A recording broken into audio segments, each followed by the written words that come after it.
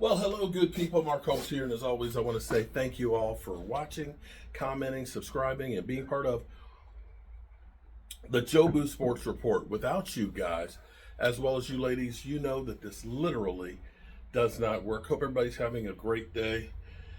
It is Monday, beginning of the week, and of course, we have our live stream tonight, 9 o'clock Eastern, and I'm actually getting up off my ass and doing some work here in my workshop, taking care of you, Kurt, getting these cabinets and stuff done, cutting all the pieces so I can assemble them while I'm down at the Red Brick House and keep on working down there. So you find a way to get things done. And I'm a person who's had a lot of roadblocks that have been put in my way, but I'll be damned if I'm going to let them stop me from doing what I do. We have some incredible news for the Dallas Cowboys right now. I mean, incredible. This is literally groundbreaking, and it should be a wake-up call for Jerry and Stephen Jones right now. Today, the 14th of April, the Dallas Cowboys, because, of course, they've got new coaches, they're allowed to start a little bit earlier than other people, are able to finally let the players come to the facilities and the beginning of working out. Now, you can't be meeting with the coaches. You're not meeting with your position coaches. You're not putting on any pads or going out on the practice field and getting coached. What you're doing is you are there working out with the trainers, taking care of any of your injuries that need to be worked on. You're getting taken care of your getting yourself your cardiovascular, getting your strength training. You're working out. But more than anything else, you are beginning the process of becoming a team. Now, we've seen Dak Prescott the last couple of weeks and stuff, saying that literally I could play if I had to play right now. That's not ideal. I'll take 4 more months of rehab and working out, but he's able to throw. He's be able to begin running and everything else. He's looking good. You're seeing Diggs out there who seemingly looks like he's actually, able to start moving, I think, actually a little bit ahead of time. And, of course, Agent Zero, who says he's got the mentality that he's trying to be ready for week 1. Probably won't happen for either of those guys, but they're busting their ass. The big problem for the Cowboys has been, I don't know if it's a big problem or not, but is Micah Parsons. You'll remember last year he was doing his world tour with CJ Stroud. He was over there sumo wrestling and throwing out the first pitch in Japan and things, and dropping hockey pucks, doing the world tour, and basically saying he needs the offseason to heal and get himself right the way he knows how to do it. That sounds great and all that, but the problem with that is we need you to be a leader on the team. We need you there getting to know your teammates, setting an example for those guys. So they say, hey, if Micah Parsons in here busting ass, I should be in here as well.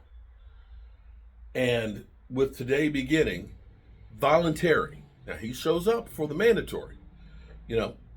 They're voluntary if you're Micah Parsons. If you are a guy they just traded for, you got to be there. There's no ifs, ands, or buts about it. The great news is today, Micah Parsons just took a step at being a leader on the team. Even though he does not have his new contract yet and that they're negotiating on it, he's there today. Speculation was, is he going to hold out? Is he going to hold in? Is he going to show up?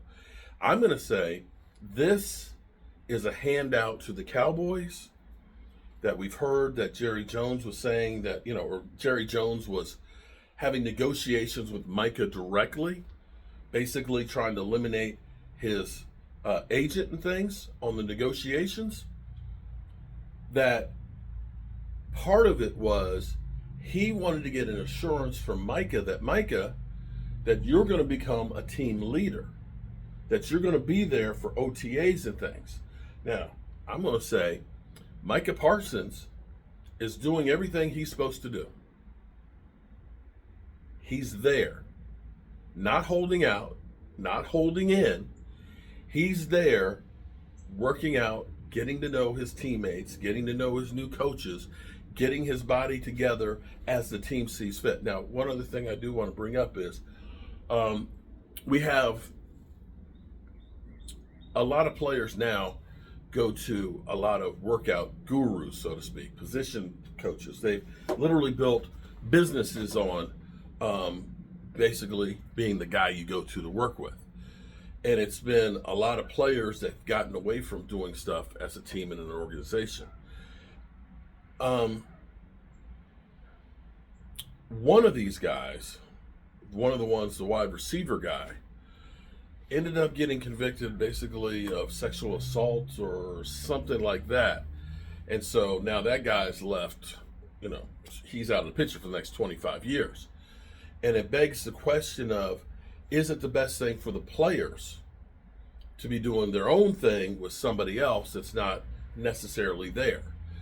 Because you may end up getting taught something different from these gurus that may have as much time with you as the team does, that may be opposite of what you're trying to have them do, technique-wise. And in sports, the smallest change that you can make in the way you set up, the way you stand, the way you move, your first reaction can change a lot. And sometimes you form bad habits that are hard to break. I'm not trying to throw anybody under the bus or anything like that as far as the coaches and things, but you want to have cohesion in what you're doing. And to give you an example of that, we had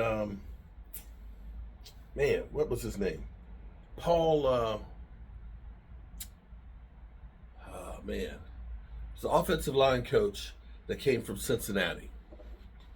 And his whole thing was the ketchup bottle. That's how he could tell if a player was smart enough to be an offensive lineman, was if they understood that if you tap on the 57, that the ketchup will come out easy.